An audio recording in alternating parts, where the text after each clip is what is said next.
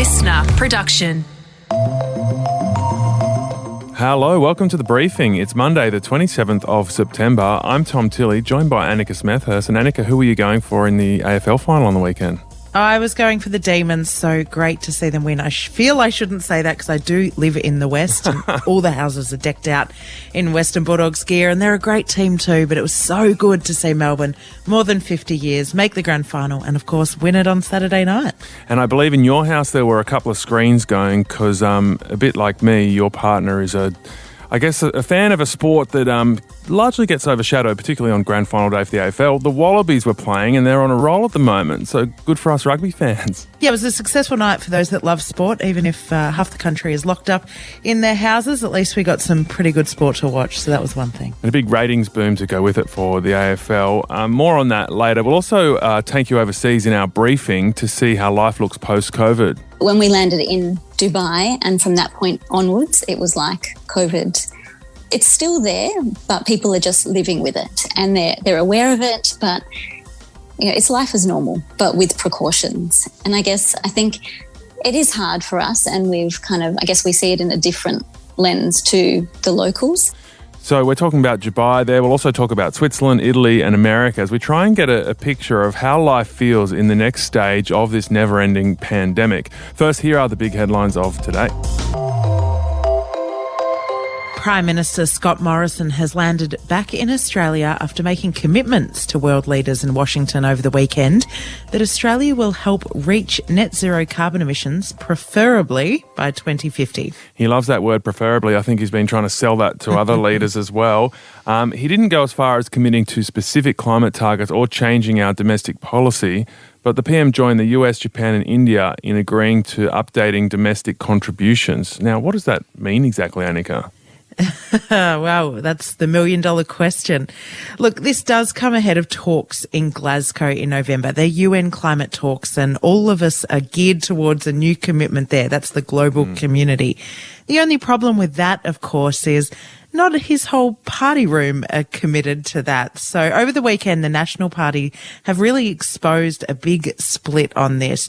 Here's Nationals leader Barnaby Joyce. Well, obviously there are discussions happening. I mean, it'd be absurd to think that people are not having discussions, but ultimately we have to know the process as well. And my party room, the Nationals party room, is absolutely part and parcel of that.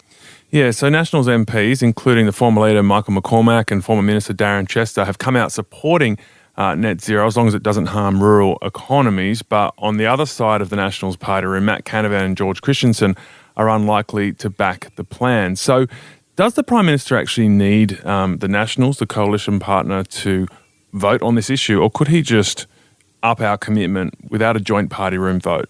Well, he can change the policy and it might get through, but the problem is he doesn't have many seats in the lower house, and George Christensen is going to leave Parliament at the next election, so he's got nothing to lose, and somebody like him could agree to move to the crossbench, and all of a sudden Scott Morrison doesn't have a majority in the lower house, which really means he's not Prime Minister if he can't get the confidence of the crossbenchers to pass bills. So it's that tight at the moment, and this issue has been responsible for getting rid of almost every Prime Minister, except for Tony Abbott, perhaps for the last sort of decade. So it's a really hard one for Prime Ministers to try and work through.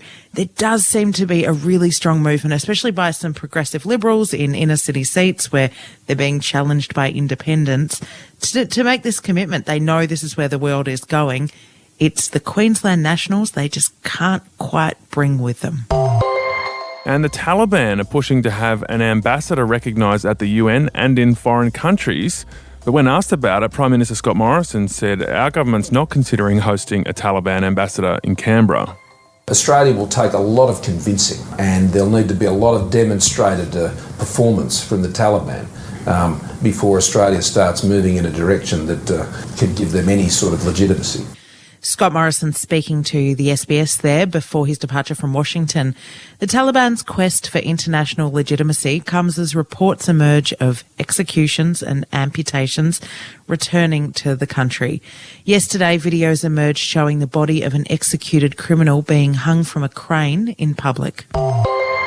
The Victorian government have eased more restrictions ahead of the 70% double vax target, but just in some areas and just as a trial. Starting in 3 weeks, 20 trial site businesses across the state, all in regional areas, will be able to have up to 30 people indoors as long as patrons have provided electronic or a hard copy that they've had a vaccination. Those rules are similar to what the rest of Victoria will experience when the state hits its 80% double dose target, which is expected in early November. Meanwhile, New South Wales is moving towards its 70% double dose target, which is expected to be in the middle of next week, paving the way for a significant easing of restrictions. So that should happen on October 11. The promise was that it would come in the Monday after we hit the 70% double dose target. It appears, though, the government has changed its mind on regional travel.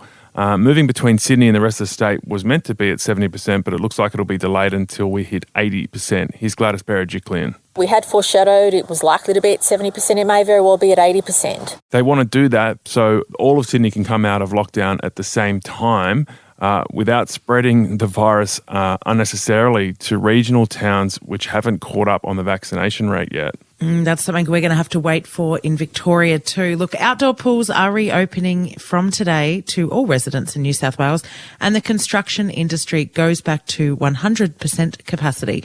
The roadmap to reopening at 80% will be revealed in the coming days. And the Melbourne Football Club has vowed to hold a big celebration for fans back in Victoria who missed out over the weekend following their win over the Bulldogs in Perth on Saturday night. The majority of the team will head back to Victoria on Thursday with the Premiership Cup in tow, but they'll be forced into lockdown following the team's 74-point win over the Bulldogs, which ended a 57-year drought for the club. More than 61,000 fans packed the Optus Stadium in Perth for what could be the last grand final stage there for the next half a century, given the contract for the MCG for hosting the grand finals goes until the late 2050s. Yeah, fingers crossed Melbourne get it back next year at least. And so the All-Melbourne AFL final in Perth will also be followed by an All-New South Wales Rugby League final in Brisbane next Sunday.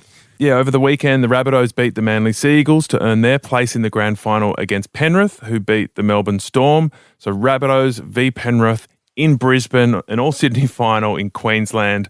It should be an exciting day and another great weekend of sport. All right, we'll catch you tomorrow, but Antoinette and Katrina are here for today's briefing topic.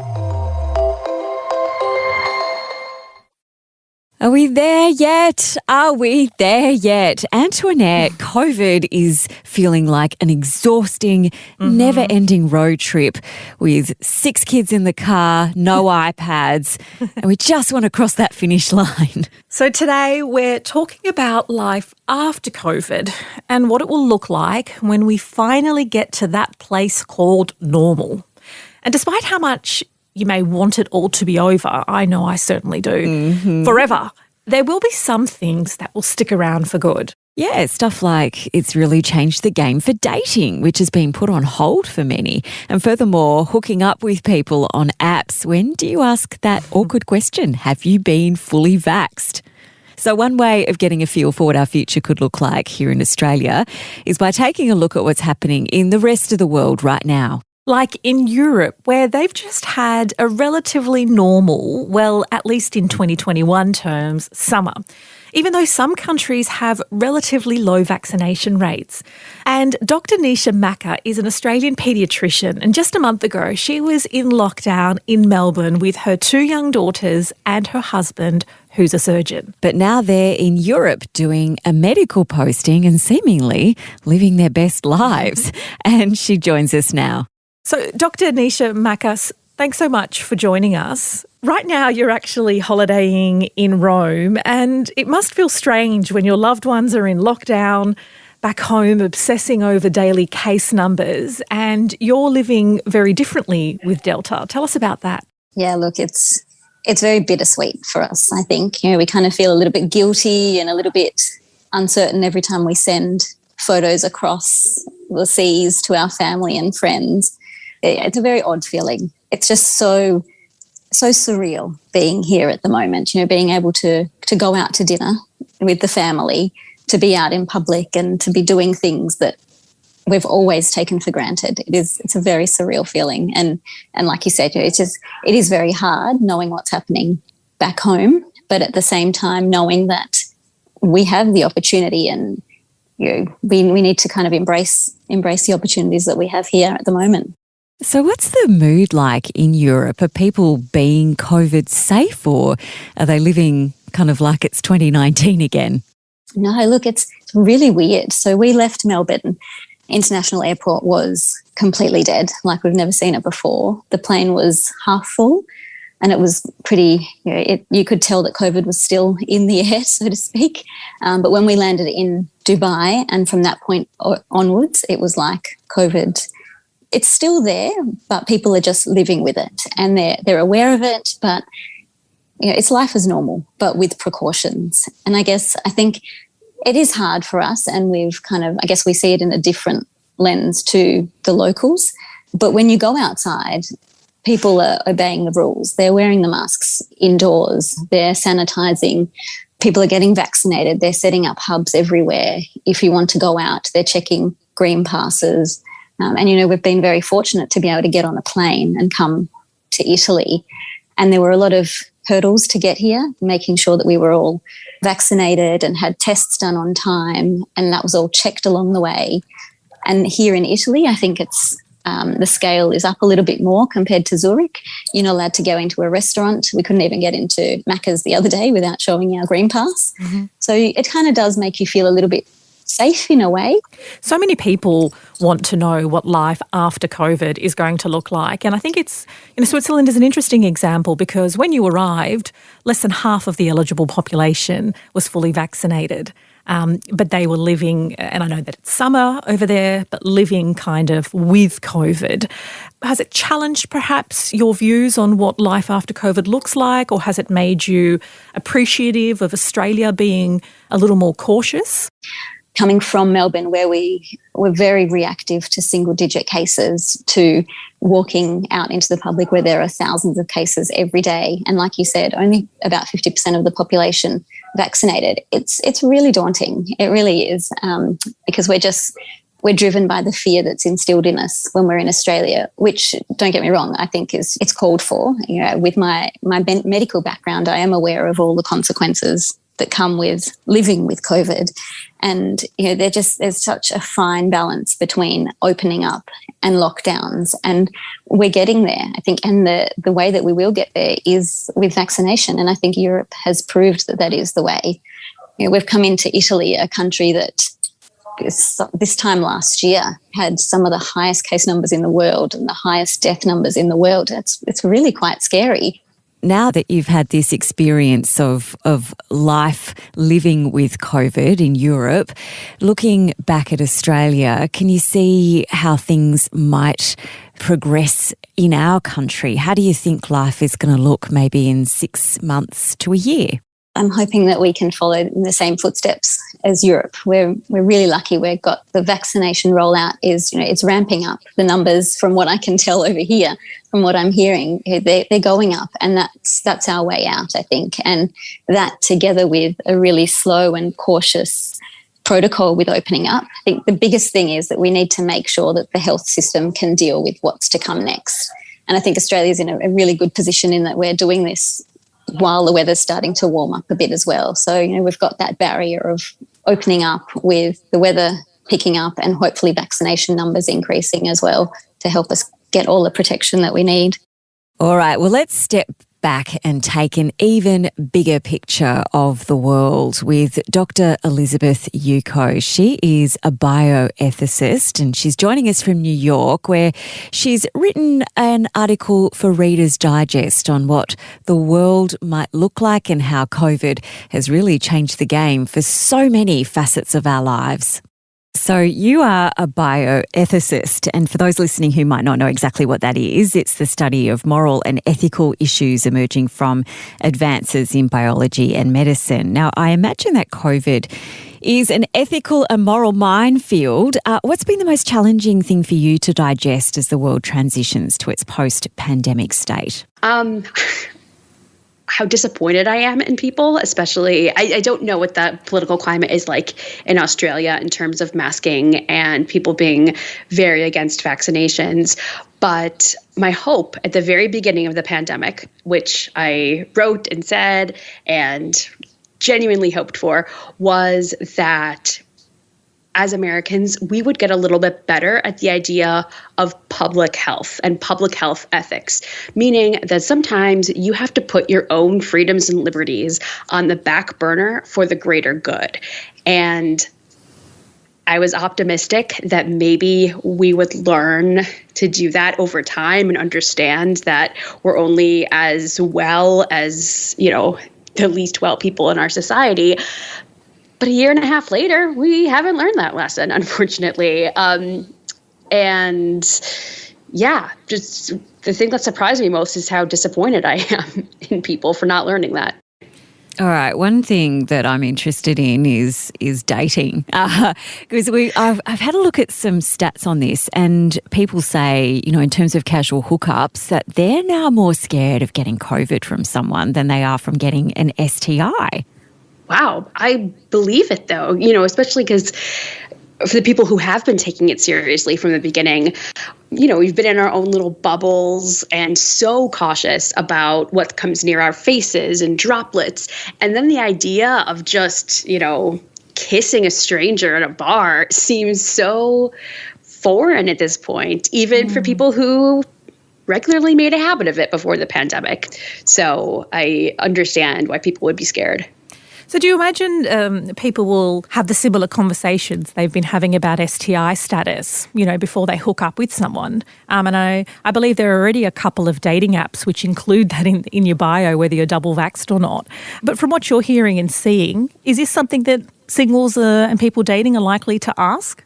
I think so, yeah, for sure. And it kind of serves a double purpose. One, logistically, whether or not you want to spend time face-to-face with somebody who has not yet been vaccinated while you have been. And then on another level, it also tells you something about the person you potentially may be dating. And if you don't see eye to eye on things like whether or not to get vaccinated or wear a mask in public, that might be a good indication that maybe you shouldn't be dating that person to begin with.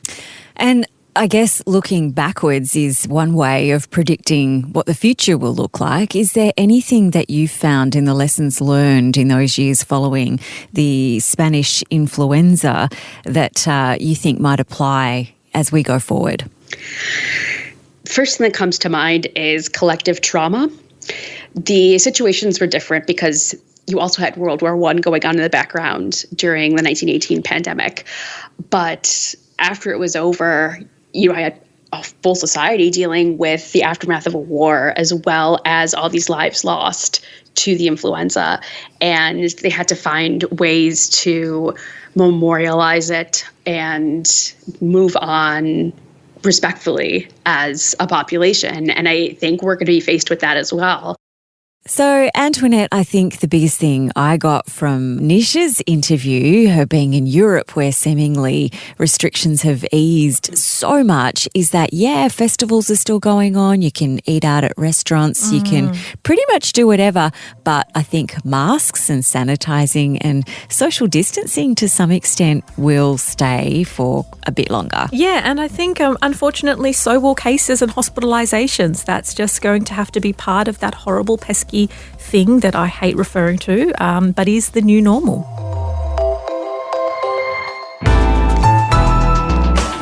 Listener.